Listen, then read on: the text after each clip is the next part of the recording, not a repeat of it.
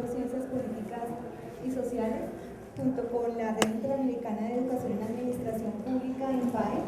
Es un gusto poder presentar a la profesora Susan Api y que la tengamos hoy en nuestra facultad. La profesora Susan es magíster y doctora en Administración Pública y Políticas Públicas. También tiene una maestría en Gestión Cultural enfocada al arte comunitario y una especialización en Administración de Entidades sin ánimo de lucro de la Universidad de Oregon. Asimismo, es becaria o fue becaria de Fulbright en Bogotá durante el año 2007 y actualmente también es becaria Fulbright en la Universidad Andina Simón Bolívar en Quito. La conferencia del día de hoy se denomina las ONGs y las políticas públicas. ¿Cómo afectan las políticas públicas a las ONG y cómo las ONG afectan a las políticas públicas?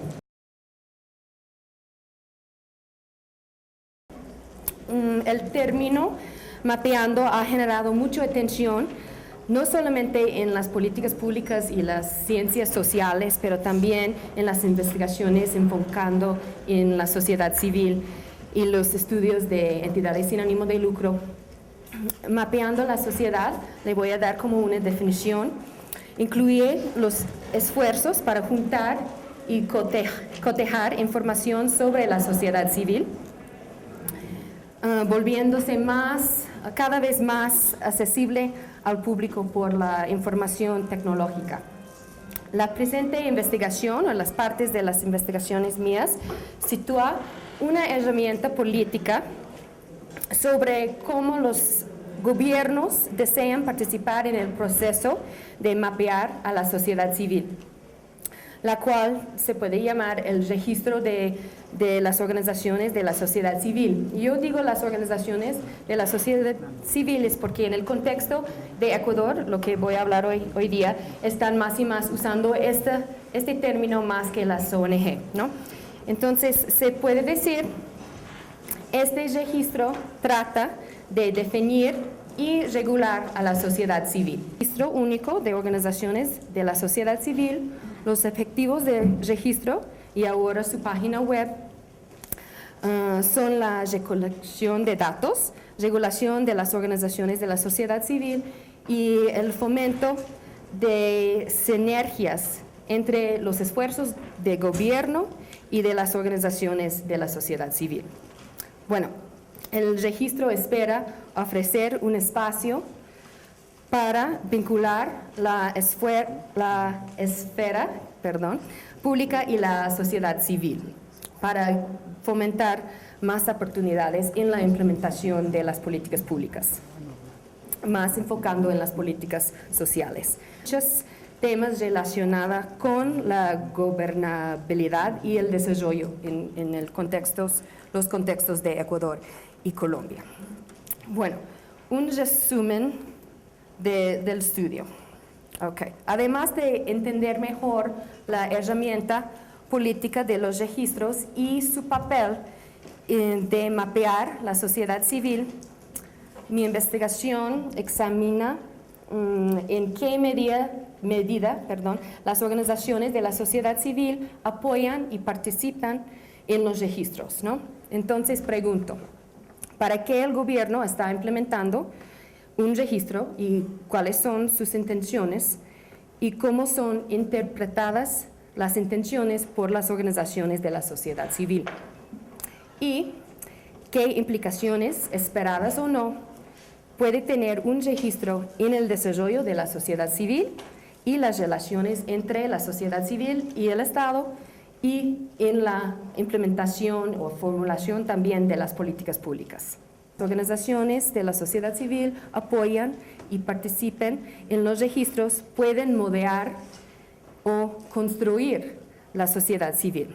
A diferencia a Colombia, por ejemplo, o a México, donde no es obligatorio en Ecuador, todo el proceso del registro es parte de su proceso de legalización, entonces es obligatorio según el decreto.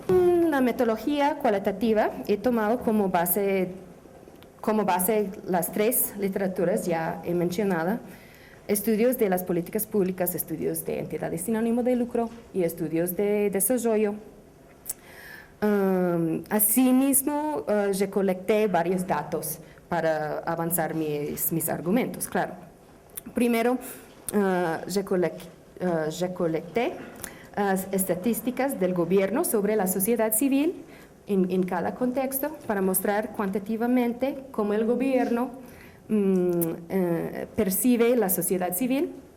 Segundo, recopilé las políticas públicas que tienen que ver con los registros en el país, por ejemplo, en el caso de Ecuador, el decreto, claro, pero también hay algunos acuerdos ministeriales, entre otros, ¿no? Y tercer, realicé varias, ya estoy como casi 200 entrevistas de líderes de organizaciones de la sociedad civil en la región andina.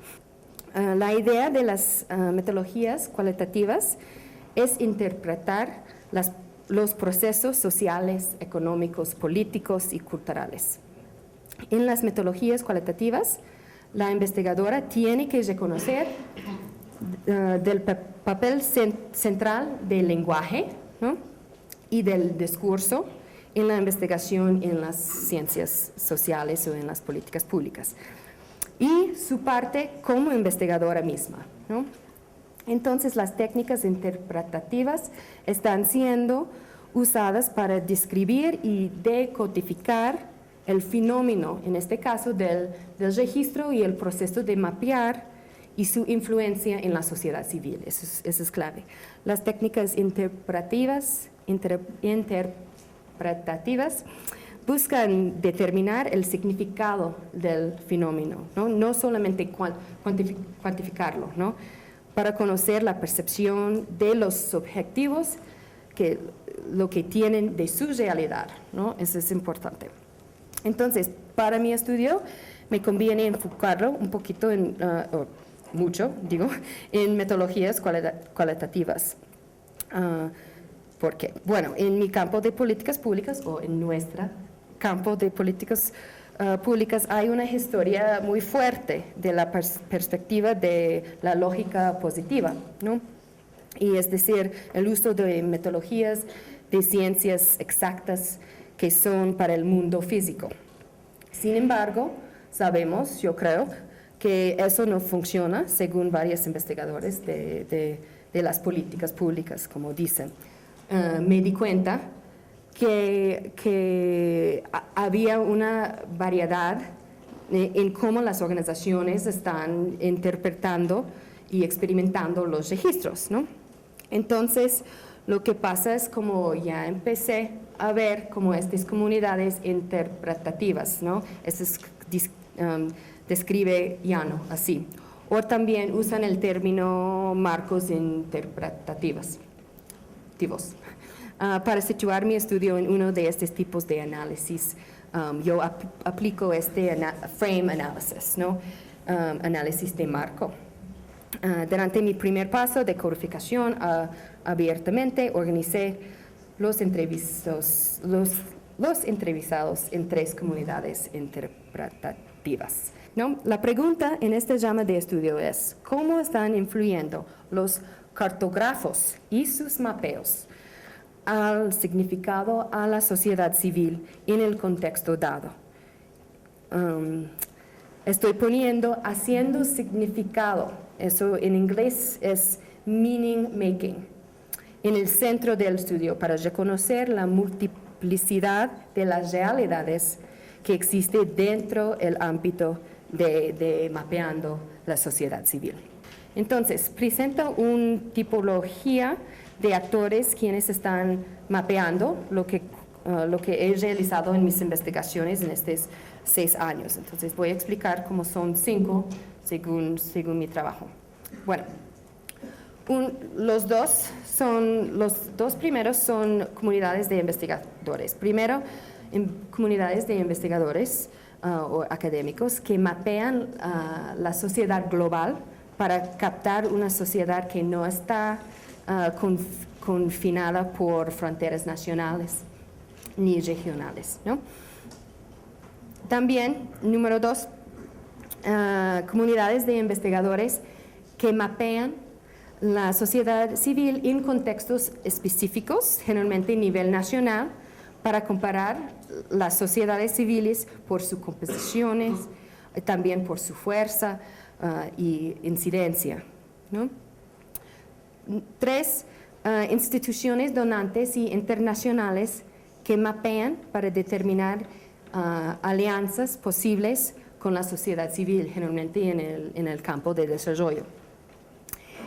Y bueno, los últimos 2 es donde queda mi trabajo, mis investigaciones. Yo digo como también gobiernos nacionales y subnacionales ya están mapeando, y eso es para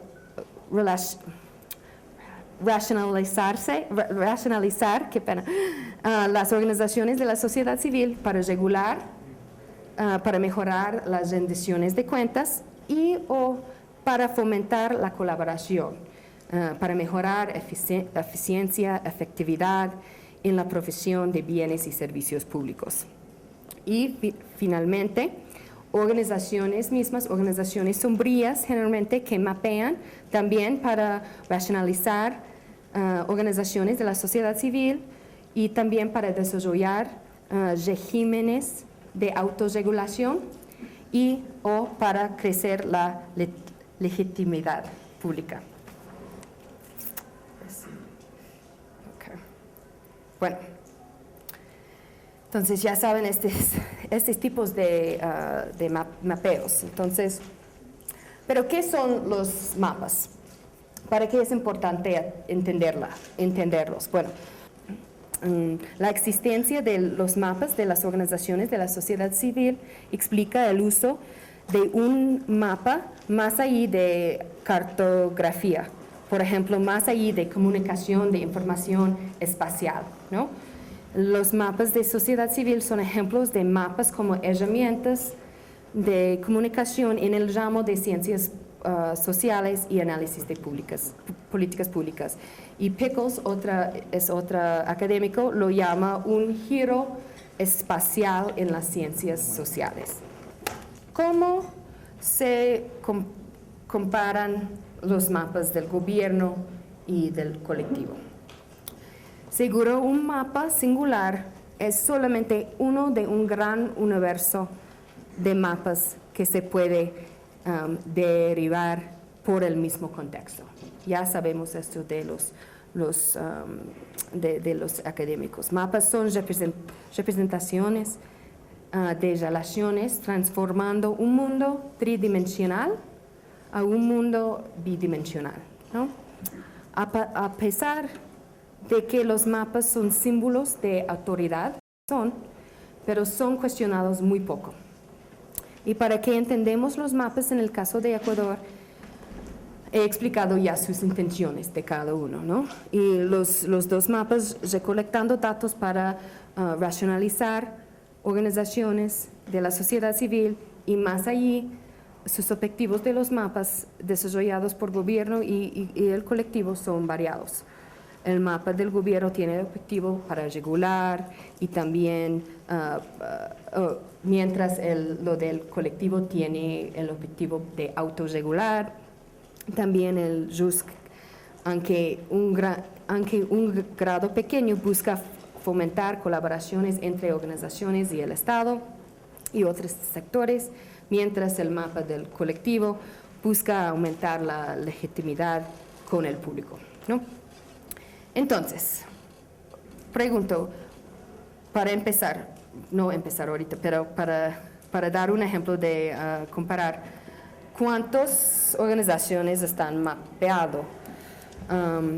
Hay una diferencia para notar relacionada a los grados de coerción, ¿no? Que es un criterio muy importante en las herramientas políticas.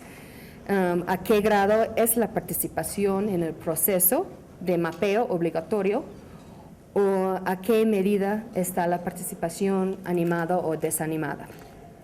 El mapa de gobierno, el RUSC, y pronto también el SUES, que todavía no está implementada, es obligatorio. Es parte del proceso de legalización, como mencioné, de las organizaciones de la sociedad civil. Entonces tienen un gran nivel de coerción. Organizaciones en Ecuador están informadas que perdieron su persona jurídica si no se autorregistran en el JUSC, aunque el gobierno no está enforzando tanto en sanciones si no se cumple. Los informes del colectivo también tienen un nivel de coerción muy bajo, ya que la participación en los informes es totalmente voluntario. ¿Cuáles datos están colectados por gobierno y por el colectivo? Algunos de los datos recolectados para los mapas son similares, ¿ya? Por ejemplo, el JUSC en los informes de las rendiciones de cuentas incluyen información descriptiva de las organizaciones, su identificación, perfiles organizacionales, información financiera, detalles de proyectos, sus ubicaciones. Sin embargo, existen diferencias, las cuales ayudan a producir distintos significados de los mapas, ¿no? Y al final de la sociedad civil. Por ejemplo, el JUSC recolectó datos personales, incluyendo identificación de personal y datos de socios, por ejemplo, nombres, información de contacto, educación y otra información personal a fondo. Los informes de rendiciones de cuentas del colectivo están también interesados en los datos personales. Sin embargo, los datos están agrupados y sin identificación. Los informes incluyen los datos para demostrar estructuras de gestión y experiencia profesional. Los datos tienen la intención de mostrar los tipos de personas manejando las organizaciones y sus cualificaciones, tal vez para identificar las necesidades de entrenamiento de organizaciones de la sociedad civil, pero también para mostrar los niveles de profesionalización para crear, la legitimidad. Los informes muestran a los funcionarios de las organizaciones de la sociedad civil participantes como trabajadores muy preparados. Así, los informes establecen a la sociedad civil en Ecuador como un sector profesionalizado. Organizaciones en la sociedad civil significa organizaciones profesionales, ¿no? También hay diferencias en la información entre los mapas sobre programas de las organizaciones. Bueno, por ejemplo, en el JUSC, consultó sobre los objetivos organizacionales y metas específicas, ¿no? Los objetivos fueron ingresados a la página web y los ministerios después y la oficina de JUSC hacen una evaluación, ¿no? Para ver si la organización está pagando sus impuestos, cumpliendo sus objetivos y están evaluando si están contribuyendo a la agenda de desarrollo al país, ¿no? Los informes del colectivo también pidieron los objetivos de las organizaciones, pero en sus instrumentos de recolectación de los datos piden específicamente cómo los objetivos y los logros de la organización están relacionados a los 12 objetivos del Plan Nacional de Desarrollo de Ecuador y los 8 objetivos de desarrollo de milenio. Entonces, con ello, el JUSC del gobierno no pidió que las organizaciones mismas articulen su propio trabajo dentro del Plan Nacional ni los objetivos de desarrollo del milenio, ¿no? Los datos colectados a través del mapa del colectivo permitan que las organizaciones expresan su papel, el papel de la sociedad civil en Ecuador y marcarlo como parte de la agenda de desarrollo en Ecuador. Esta información cualitativa está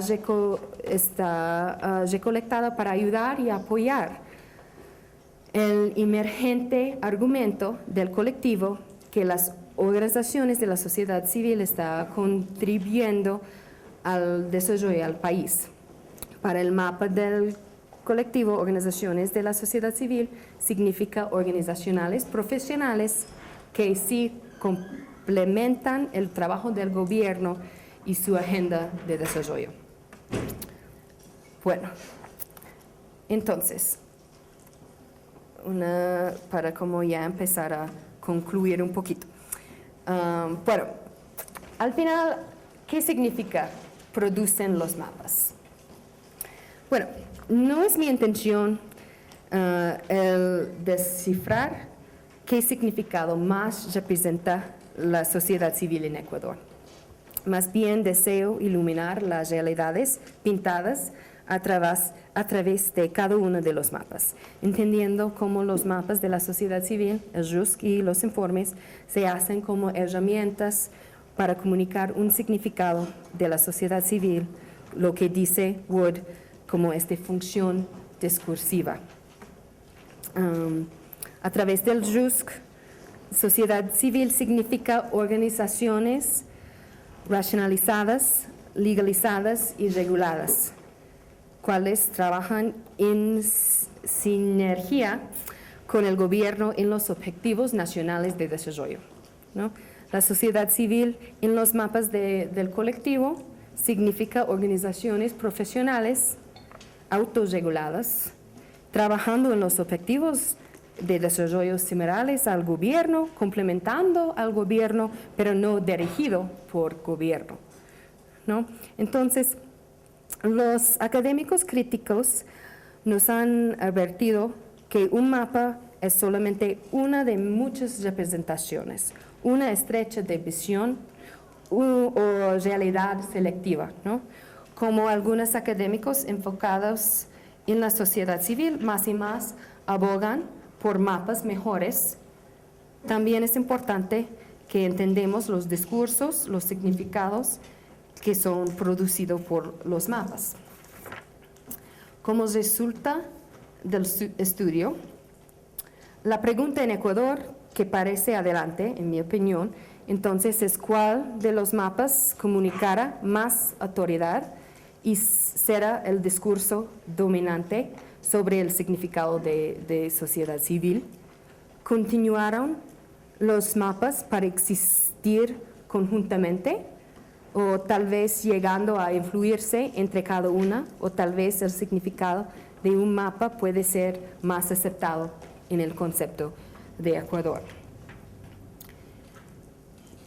Entonces, sigo interesada en la herramienta política que muestra cómo los gobiernos desean participar en el proceso de mapear a la sociedad civil, lo que se llama el registro de las organizaciones de la sociedad civil. Necesitamos más estudios comparativos de las implicaciones de herramientas políticas y la práctica de estar mapeando al sector de la sociedad civil. Empecé con las preguntas sobre las interpretaciones de las intenciones de los registros por las organizaciones de la sociedad civil. Entonces, ahorita mis preguntas son cada vez más informadas de geografía críticos, preguntando quiénes están mapeando a la sociedad civil y por qué, cuáles son las implicaciones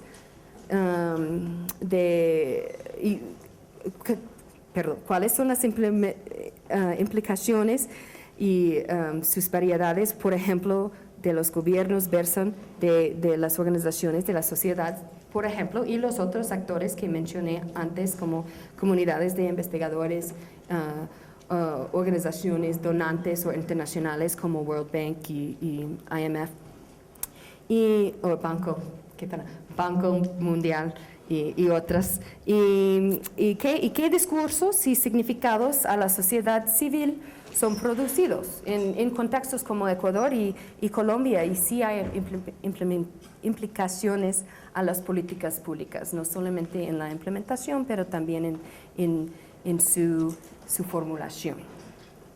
Bueno, muchas gracias por su atención. ¿Está bien? Bien. Okay.